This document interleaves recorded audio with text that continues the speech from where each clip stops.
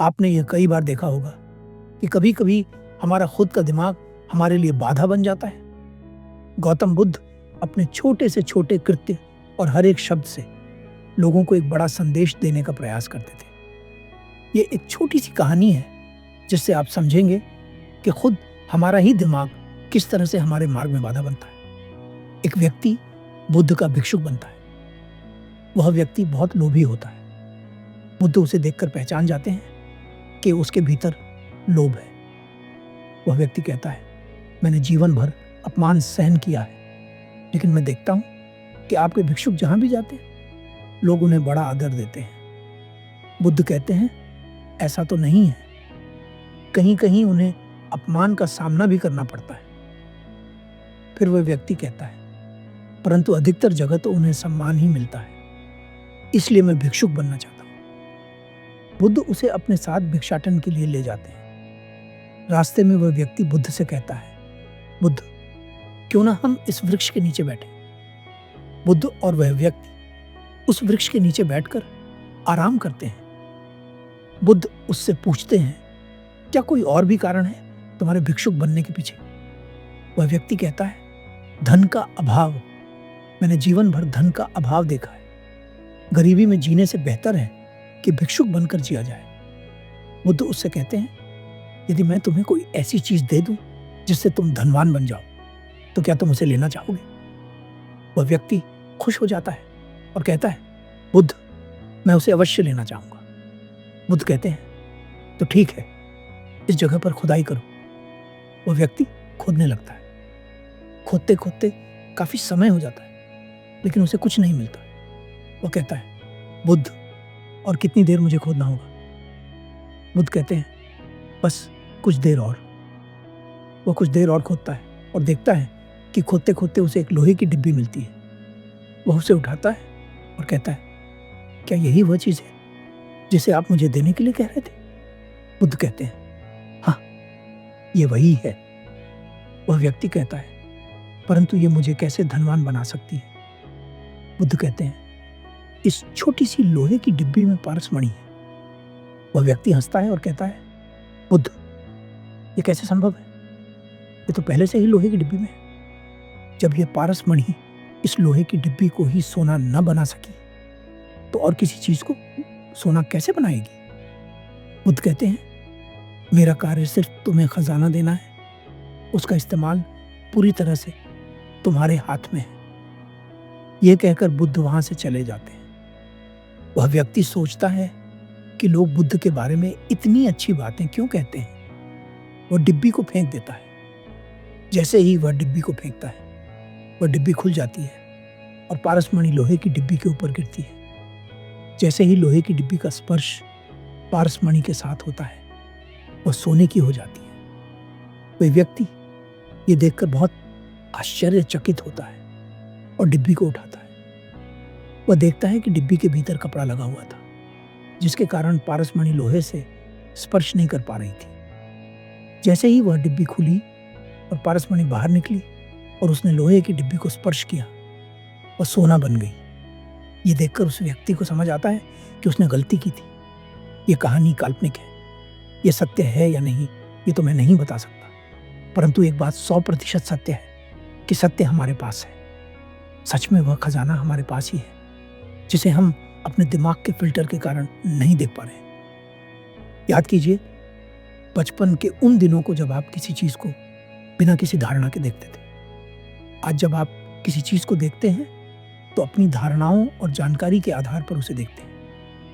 ये सबसे बड़ी गलती है। इसे मैं आपके अनुभव से समझाने की कोशिश करता हूं। आप YouTube पर वीडियोस देखते हैं। आपने अनुभव किया होगा कि आप एक वीडियो पहली बार देखते हैं और कुछ सीखते हैं, लेकिन जब आप उसे दूसरी बार देखते हैं तो कुछ अलग ही समझते हैं। इसका मतलब ये नहीं कि दिमागी फिल्टर गलत है। दिमागी फिल्टर गलत नहीं है, लेकिन हर जगह उनका उपयोग नहीं किया जाना चाहिए। कभी कभी सच को हमें बिना फिल्टर के देखना चाहिए।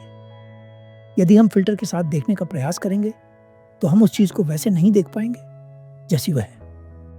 अब आपका अंतिम सवाल यह होगा कि हम इस फिल्टर के उपयोग को कैसे कम करें, चीजों को जैसी वे हैं वैसे कैसे देखें। इसका साधारण सा जवाब है अपने भीतर की स्थिति को ठीक करके। ध्यान ही एक ऐसा विकल्प है जिसे चुनकर हम चीजों को जैसी वे हैं वैसा देख सकते हैं। वरना आपकी गति बहुत तेज है, ये तब तक नहीं रुकेगी जब तक आपका ईंधन समाप्त नहीं हो जाता। आशा करता हूं ये छोटी सी कहानी आपको एक बड़ी समझ देगी और उस समझ का आप अपने जीवन को बेहतर बनाने में उपयोग करेंगे। धन्यवाद। गौतम बुद्ध ने कहा है, हमारे दुखों का मूल कारण हमारी इच्छाएं हैं। बुद्ध की यह बात सुनने के बाद ज्यादातर लोग इसका गलत अर्थ निकालते हैं। 100 में से 99 लोग इस बात की गहराई को समझ ही नहीं पाते। पर आज इस वीडियो को देखने के बाद आप इस बात की गहराई को समझ पाएंगे। एक कहानी से आपको समझाना चाहूंगा। एक बार मैं सद्गुरु की एक किताब पढ़ रहा था। उस किताब से मुझे एक कहानी याद आ रही है, उसे मैं आपको सुनाना चाहूंगा। कहानी बड़ी दिलचस्प है, अगर आपको समझ आ गई तो बात बन जाएगी। ये कहानी एक नौजवान लड़के की है जो संन्यास लेने की ठान लेता है। वो अपना घर बार छोड़कर हिमालय के लिए प्रस्थान करता है। लंबा सफर तय करने के बाद वह नौजवान बस से उतरता है। उसके पास कपड़ों की 2 गठरियां होती हैं और उसे पहाड़ पर चढ़ना होता है। इसलिए बस अड्डे के पास खड़े खच्चरों में से वह एक को किराए पर तय कर लेता है। खच्चर वाला उस नौजवान से पूछता है, कहाँ जाना है साहब? वह नौजवान कहता है, किसी जाने माने साधु के आश्रम ले चलो। खच्चर वाला पूछता है, कितने दिन ठहरने का इरादा है साहब? उस खच्चर वाले की बात सुनकर वह नौजवान कहता है, क्या कहा तुमने? कितने दिन? अरे भाई, अब तो मेरा पूरा जीवन यहीं कटने वाला है।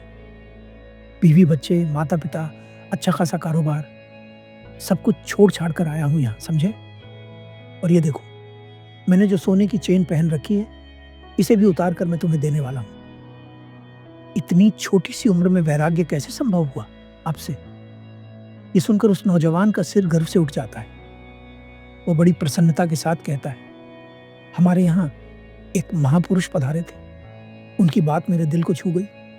उन्होंने मुझसे कहा कि इच्छा ही हमारे सभी दुखों का कारण है, इसलिए मैं सारी इच्छाओं को त्याग कर घर से निकल पड़ा हूं। उस नौजवान की बात सुनकर वह खच्चर वाला हंसता है। वह नौजवान खच्चर वाले को हंसते देख पूछता है, क्या हुआ भाई, तुम हंस क्यों रहे हो? वो खच्चर वाला कहता है, क्षमा करें साहब, परंतु मेरे मन में एक प्रश्न उठ रहा है, यदि आपकी आज्ञा हो तो मैं पूछ लूं? वो नौजवान कहता है, हाँ पूछो, क्या प्रश्न है तुम्हारा? वो खच्चर वाला कहता है, बाकी सब तो ठीक है, अपने घर परिवार बच्चे सब छोड़ दिए, यहाँ ऐसे बहुत सारे लोग आते हैं, पर मुझे एक बात समझ नहीं आ रही है कि इन गठरियों में क्या है? वह नौजवान मुस्कुराता है और कहता है, यहाँ आने से पहले मैंने पता कर लिया था कि यहाँ बहुत ठंड होती है, इसलिए मैं इन गठरियों में कंबल और कुछ ऊनी वस्त्र लेकर आया हूं। सद्गुरु कहते हैं, जो कंबल तक छोड़ने में असमर्थ है वह सब कुछ छोड़ने का दावा करता है। इच्छा के अभाव में जगत का अस्तित्व ही नहीं है। इच्छा के बिना ना तो ये शरीर रहेगा, ना इसमें प्राण।